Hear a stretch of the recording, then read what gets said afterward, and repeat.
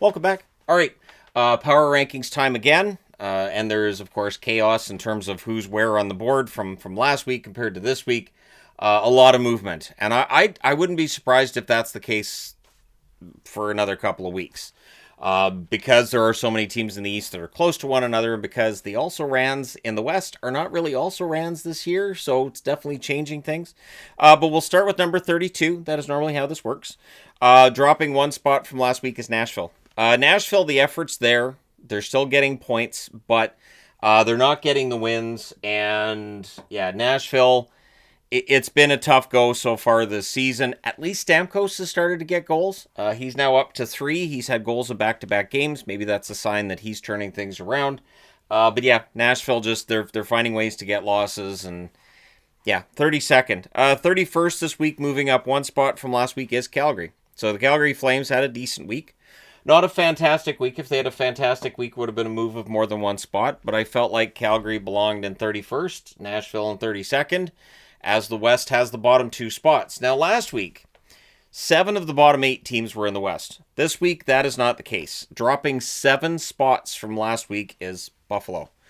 The Sabres only have 5 wins, and they're starting to fall off the pace in the East, which is bad news. It's bad news because Buffalo needs to show some kind of upward mobility, momentum in the standings, and it's just not there.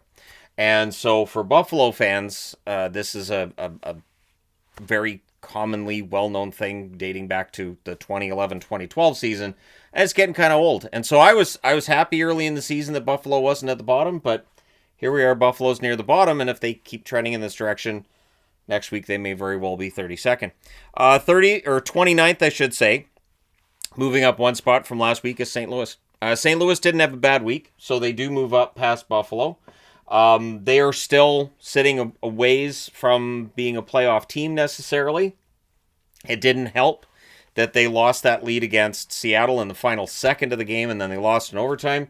So they get a point out of that, but they really should have been able to hold on and get those 2 points. St. Louis finds themselves 29th.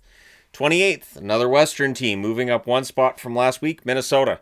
There are signs of life with Minnesota, and the good news being that Zuccarello's back, so we may start seeing some wins roll off.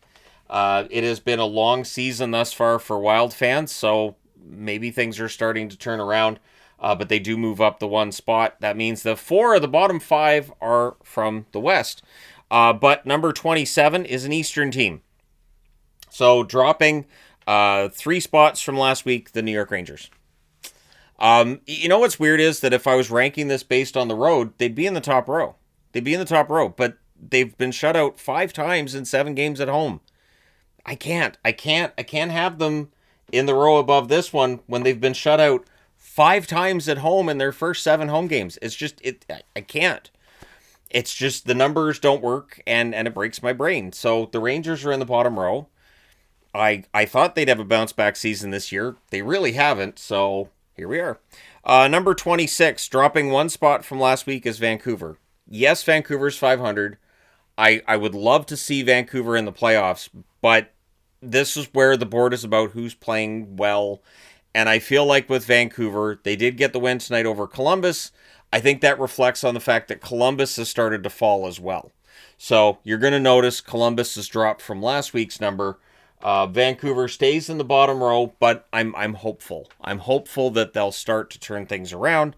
They did get the win tonight with Lankinen in net. Lankinen had a good game. So there are signs. There are signs of Vancouver being able to maybe come through this, and there's definitely a wild card spot that's available. We're not seeing anybody running away with the spots in the playoffs in the West any more than in the East, so we'll see. Rounding out the bottom row and moving up 2 spots from last week, the LA Kings. They got that big win against the Winnipeg Jets, which was nice to see because at home they have had their struggles. On the road, they are much better, and we'll see if they pull themselves out of the bottom row next week. I wouldn't be surprised if they do. The LA Kings, they're one of those teams that they're not winning that often, but they are racking up points. So for the teams that aren't winning as often, but they're still racking up points, they're still going to be lower in the power rankings. Plus, for teams that are relying on shootouts or overtimes for victories, a lot of the time, they will tend to be a little bit lower too. Not in every case, but in some cases, yes. So we have 2 teams from the East in the bottom row this week, as opposed to last week when we had 1. So evens out a little bit. Number 24, the fan base is going to be like, wait, we're not in the bottom row? Yeah, San Jose's out of the bottom row. They move up 4 spots to 24th this week. I'm excited too. So as of this recording, the San Jose Sharks are right next to the playoffs. They're 1 point out of the playoffs. Quite the run for San Jose. Celebrini, of course, one of the leading scorers in the NHL. I think he's still the leading scorer coming out of tonight. But yeah, that's a huge part of San Jose. Plus, their goaltending has really turned it around. After a really brutal start by both Nedeljkovic and Askarov, they've both been really good over the last couple of weeks. And San Jose finds themselves out of the bottom row for the first time.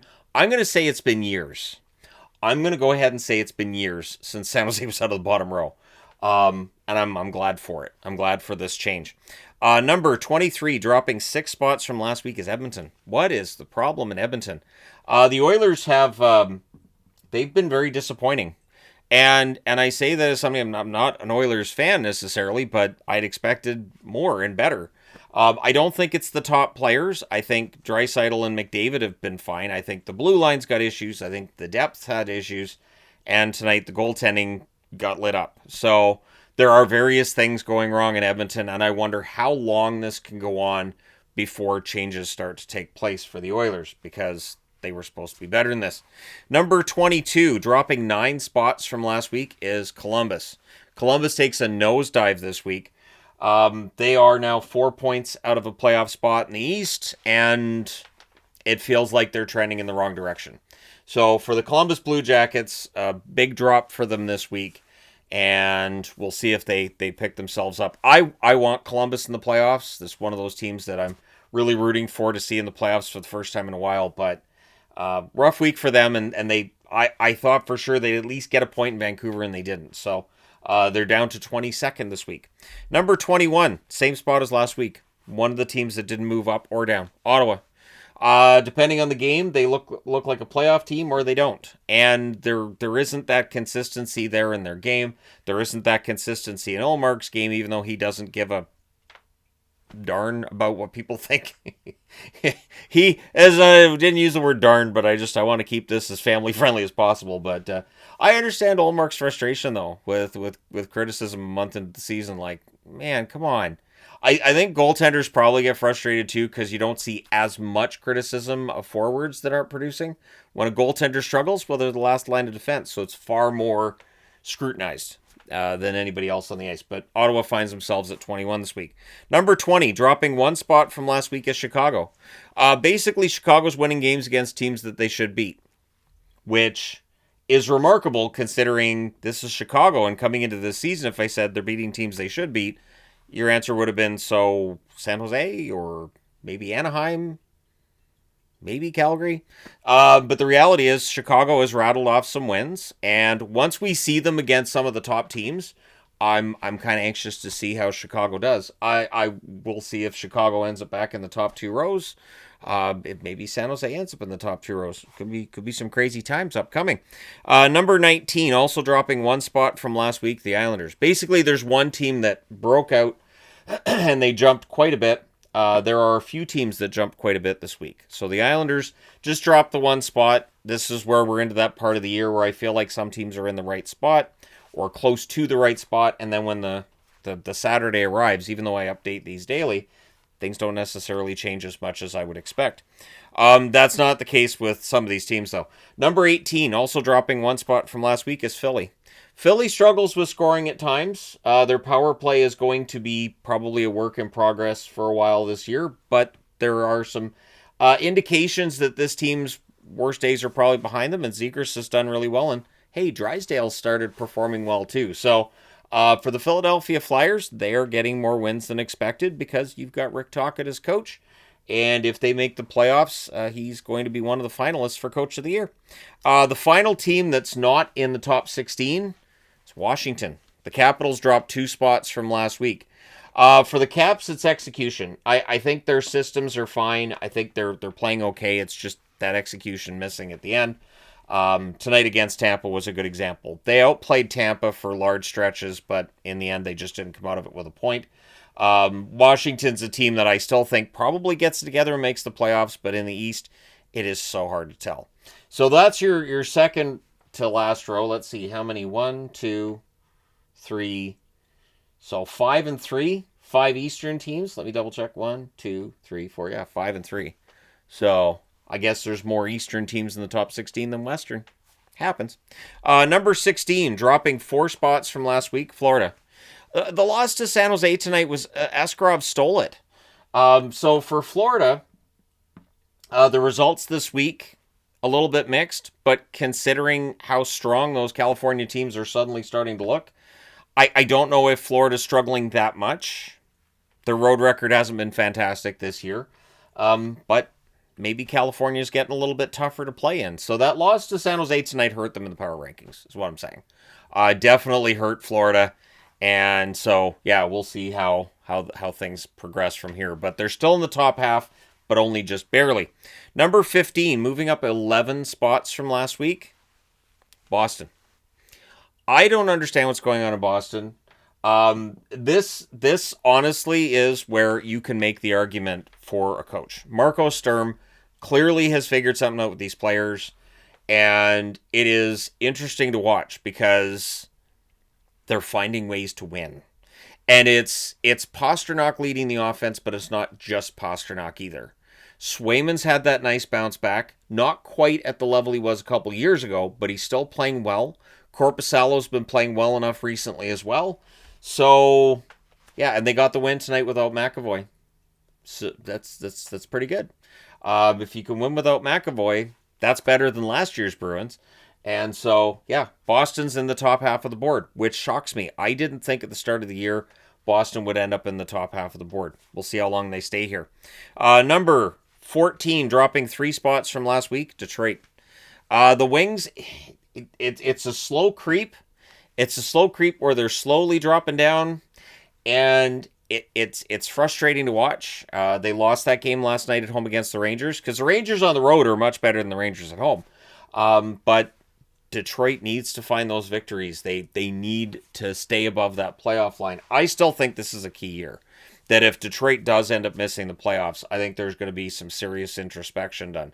This is a rebuild that's been going on a long time. So I do think there'll be some introspection if they fall off the pace and they end up below the playoff line. Maybe at that point, we'll see Yzerman make some sort of move to try to head things off. Number 13, the biggest drop of the week, dropping 10 spots, Utah. Oh, the Mammoth had a tough week. I believe they've won 1 of their last 5. And that game against Montreal tonight, that had an odor to it, didn't it? Yeah, Utah is starting to look like last year's Utah. Utah last year got off to a good start, a good first few games, and then they fell off. They weren't able to score, and they were making mistakes. And they had an up and down year after that. They've started to look like that team again. That loss against Montreal, they have to come out of that and play a heck of a lot better in the next game. That's just, it's not acceptable. And considering how early we are in the season, you can't really afford to go on a long losing streak and a skid because somebody's going to catch you and pass you in the West. Maybe even San Jose or Chicago. All right, number 12 on the board and moving up 2 spots from last week, Seattle. They find ways to win. Seattle's finding ways to win. They are tied with Vegas.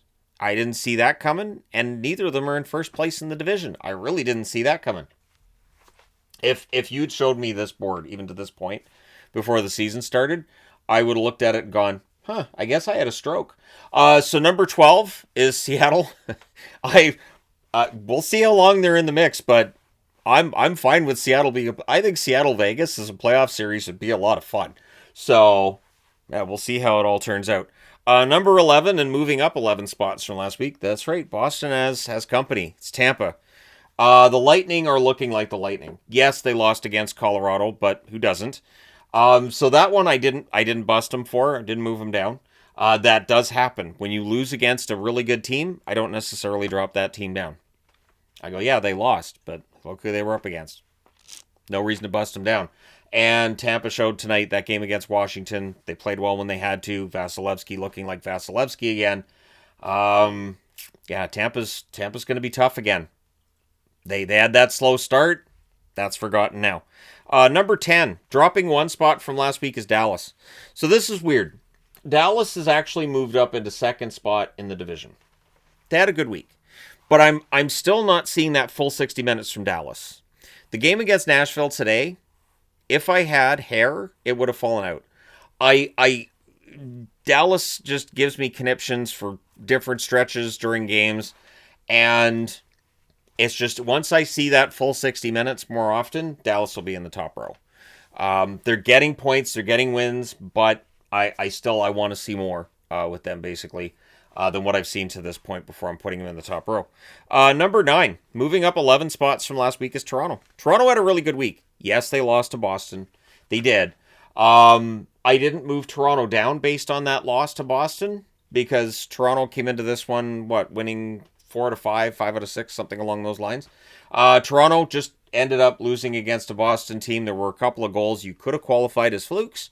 Outside of that, right? So I didn't punish Toronto for that loss tonight against Boston. I still think they're playing pretty well, even though, as of this recording, they are below the playoff line. But there are some respectable teams below the playoff line. Florida's below the playoff line. So it's the East. Being below the playoff line doesn't necessarily mean you're a bad team. So that rounds out this row. How many do I have from the West in this row and East? 1, 2, 3, 4, 5. 5 from the East, 3 from the West. So it should be 4 and 4 in the top row yet again. And I never checked that. I don't. I don't even know what position anybody's in. What I've done, the goal magnets that I use for reviews? I have two columns of 16 of them, and I just move them at the end of every night. Just those little magnets, and I just move them at the end of it. Okay, this one should be here, and this team should be... I don't think that team's... And that's how I'm doing it this year. Completely different. But anyways, because I felt like, I'll do it different this year. So let's move into the top 8, shall we? Enough of the talking. Same spot as last week is Vegas. Vegas, it got to be better than this. And the Vegas Golden Knights, they did fight back. They did end up getting a point in tonight's game, but the Vegas Golden Knights are not first in the division. I still think they're playing well, so they're in the top row, but just barely. And like I said, if Dallas starts picking it up, and considering Toronto and Tampa, the weeks they had, Vegas' spot in that top row, perilous if they don't start winning games a little more regularly. Number 7, dropping 3 spots from last week, is Pittsburgh. Now, Pittsburgh didn't have a bad week. Pittsburgh had an okay week. I felt like other teams had a better week than Pittsburgh did. But the fact Pittsburgh's still in the top row and we're week 5, crazy. Absolutely crazy that the Pittsburgh Penguins are still in the top row. What in the world is going on here? If you answered me, I can't hear you, but at least we had a nice back and forth. All right, number 6, moving up 4 spots from last week, Anaheim, the Ducks. The Ducks are in the top row. I think you'd have to go back to 2018 or 2017, back when I started doing power rankings, to find the Ducks in the top row of a power rankings. I think it's been that long. This is what I was hoping for this year. We'd see different teams at the top and sort of different storylines emerging, because we know we're not going to get trades. All the free agents are going to be signed way before July 1st. So in order to keep things somewhat interesting, you got to have things shaken up in terms of which teams are good and which teams aren't. So, yeah, Anaheim, right now they look legit. There were points tonight where I was like, all right, well, this is where Vegas is going to win, and it didn't happen. So, kudos to Anaheim for overcoming any expectations I had. Number 5 this week, dropping 4 spots from last week's Winnipeg. Winnipeg did not have a fantastic week. Losses to both San Jose and LA hurt them. Which means San Jose beat both Winnipeg and Florida this week. San Jose's generally beating good teams. And I don't know if it's that those teams aren't ready for how good San Jose is, or if San Jose's just that good that they're ready and they're still not able to beat them. But Winnipeg drops 4 spots this week. They're 5th. They need to be better this coming week, or that drop could see them down in this row as well. Like I said, there are some teams that have just charged up through the standings, And so for teams in the top row, they may not be as secure. Fourth place on this week's power rankings, and moving up 2 spots from last week, Carolina. So the Carolina Hurricanes back in the top 5. Not a surprise to me. I don't expect Carolina to drop out of the top row this year. I just don't expect it. Carolina's well coached. They suppress shots really well. There's a lot of depth. There's depth at every position. Forward, defense, goaltending, they're set. So Carolina is one of those teams that I actually think the real test for Carolina is playoffs. They have to win in the playoffs. Whatever they do in the regular season doesn't necessarily matter. Third on this week's power rankings, moving up 4 spots from last week, the Avalanche. The Avs moved back up. They have not been out of the top row at all this season, as far as I remember. I don't have the first 4 weeks in front of me, but I'm pretty sure Colorado has not been out of the top row. 8-1-5, so they've won 8 out of 14 games, but they've only lost 1 in regulation out of 14. And they absolutely stomped a mud hole in the Oilers tonight. So, yeah, they went full stone cold on that. They just got him in the corner and just put the boots to him for about the full 60 minutes, actually. It really was the epitome of stop, he's already dead. Number 3 is Colorado. Number 2 this week, moving up 3 spots from last week, the Habs. Montreal's number 2. The Montreal Canadiens, legitimately probably the most exciting team to watch right now. I think Montreal's the most exciting team to watch. I haven't done the video on that yet. I usually do that video about 2 months into the season.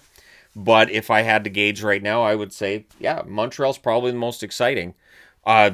Sometimes it might be exciting for Montreal fans for the wrong reasons, where maybe they have a lead and they lose that lead, and then they got to fight their way back into games here and there, but still very exciting and very fun to watch.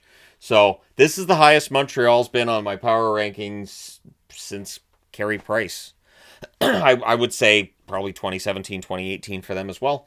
And first place on this week's power rankings, back into first place, New Jersey. So they've been top 2 now for the last 3 weeks. The New Jersey Devils they're getting the wins when they need them. They're playing really well. Jake Allen had a fantastic game today against the Penguins. And yeah, New Jersey, I think, is going to be really dangerous come playoff time. If Markstrom plays the way that he did the 1 year for Vancouver in the playoffs, if he can play like that here, I do think that New Jersey could be a really tough team to eliminate from the playoffs. And they find themselves first on this week's power rankings. So there you go. Might be a surprise for some, may not be a surprise for others, but that's 1 through 32. So the top 2 teams are in the East. In fact, 3 of the top 4 are from the East, but then 3 of the next 4 are in the West. So pretty balanced out at the top. Although, yes, I do have the top 2 teams in the East, but Colorado is just, they're ready to be number 1 next week is my guess. If I had to hazard a guess, I'd say Colorado's probably number 1 next week. But let me know your thoughts in the comment section below. As always, hit like and subscribe in the event you may not have done so already. Thank you guys so much for all your support. It's greatly appreciated. I will talk to you again soon.